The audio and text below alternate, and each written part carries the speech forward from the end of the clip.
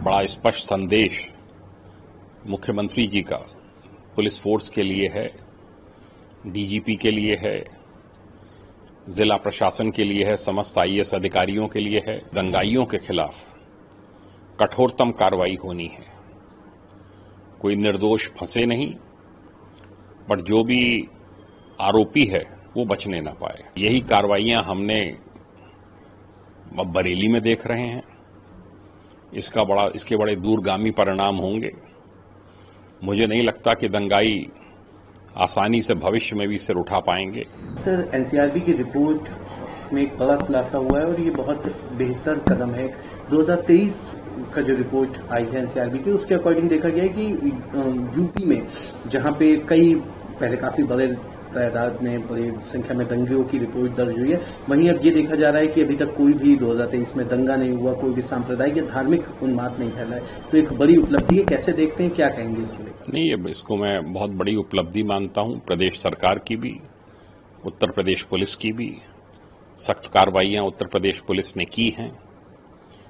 इसमें योगदान इसका भी है कि जो 2 लाख से ऊपर भर्तियां हुई हैं, जो रिक्तियों की पूर्ति हुई है, फोर्स की विजिबिलिटी, फोर्स सड़कों पर दिख रही है। बड़ी संख्या में इस समय ट्रेनिंग कर रहे हैं जवान। जब वो मिलेंगे और व्यवस्था, पुलिस व्यवस्था, कानून व्यवस्था और चुस्त दुरुस्त होगी। ये एक बहुत बड़ी उपलब्धि है उस प्रदेश के लिए जो कि दंगों के लिए पहले जाना जाता था। घटनाएं हुई हैं 2-3, पर वो दंगाई बनाम पुलिस होके रह गई, हिंदू मुस्लिम नहीं हो पाई। पुलिस ने मजबूती से उनको सामना किया, दंगाइयों को नियंत्रण में किया, दंगाइयों के खिलाफ कड़ी कार्रवाई की। प्रयागराज में घटना हुई थी, कानपुर में हुई थी।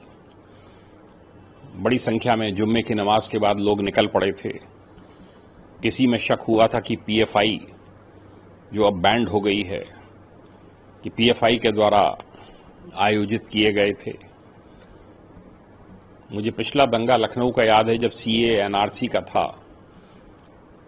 तब ये हजरतगंज में और ये परिवर्तन चौक के पास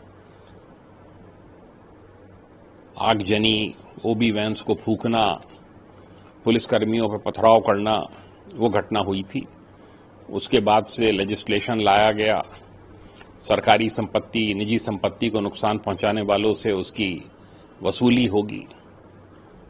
उसके बाद से मैं देखता हूं कहीं पर न कोई सरकारी संपत्ति को नुकसान पहुंचा रहा है, और अगर पहुंचाने की कहीं कोशिश भी हो रही है तो उसमें इतनी सख्त कार्रवाई की जा रही है, वसूली के नोटिस निकल रहे हैं कि इससे बलवाइयों के जो हौसले हैं उत्तर प्रदेश में वो करीब करीब ध्वस्त हो चुके हैं।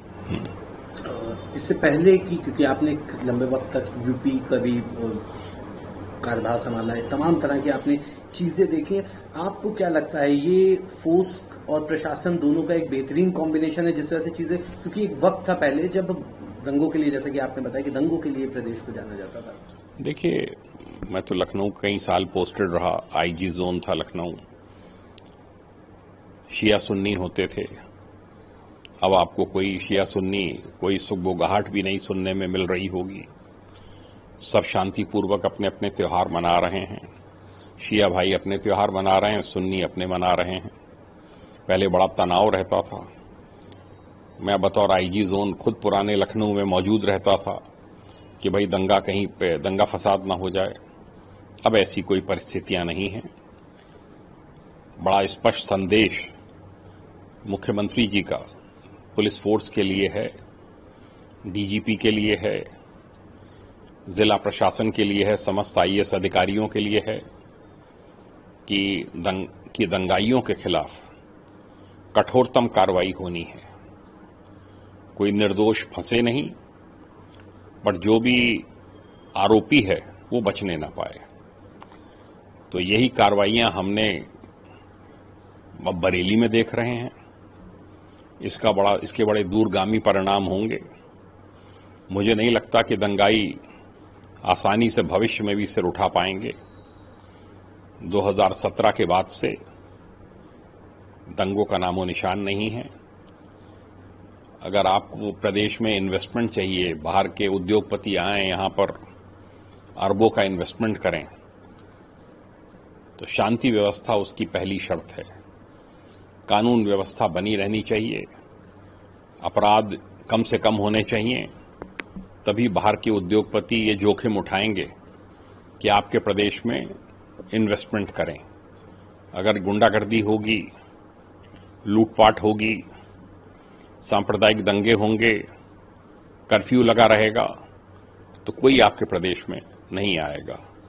तो उसके हिसाब से मेरा मानना है कि बहुत सही कार्रवाई हुई है, ये अपेक्षित था।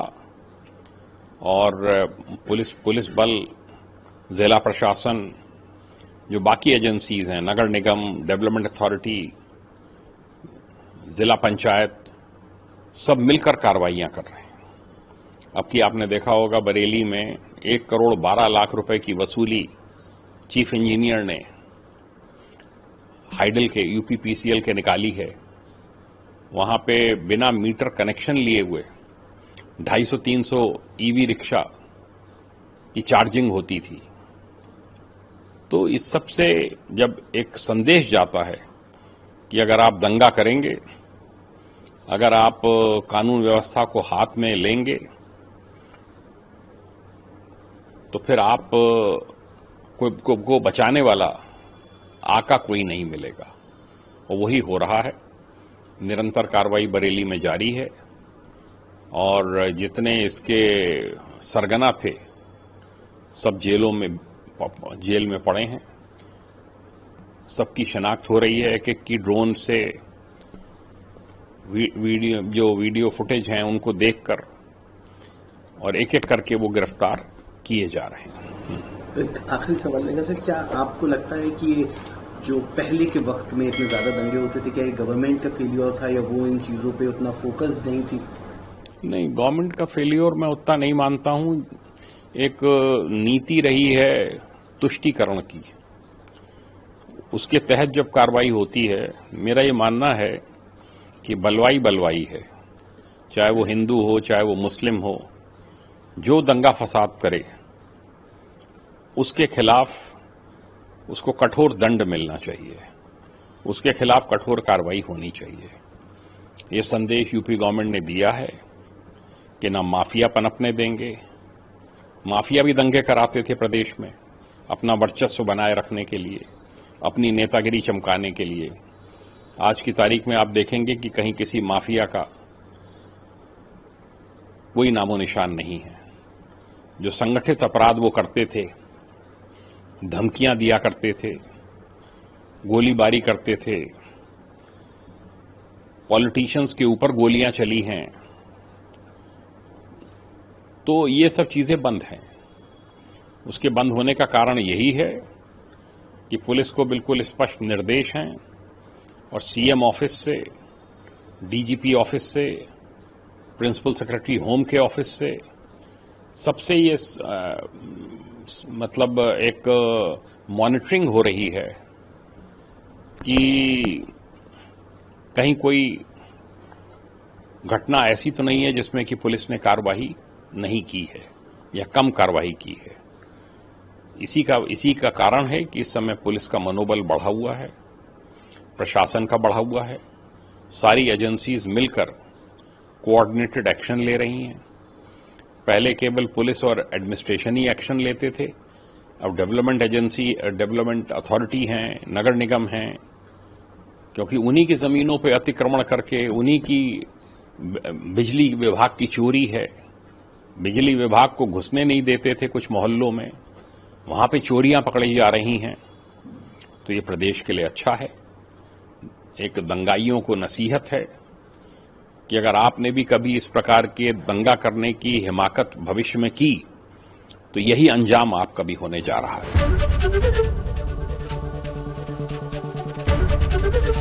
एबीपी गंगा, खबर आपकी, जुबान आपकी।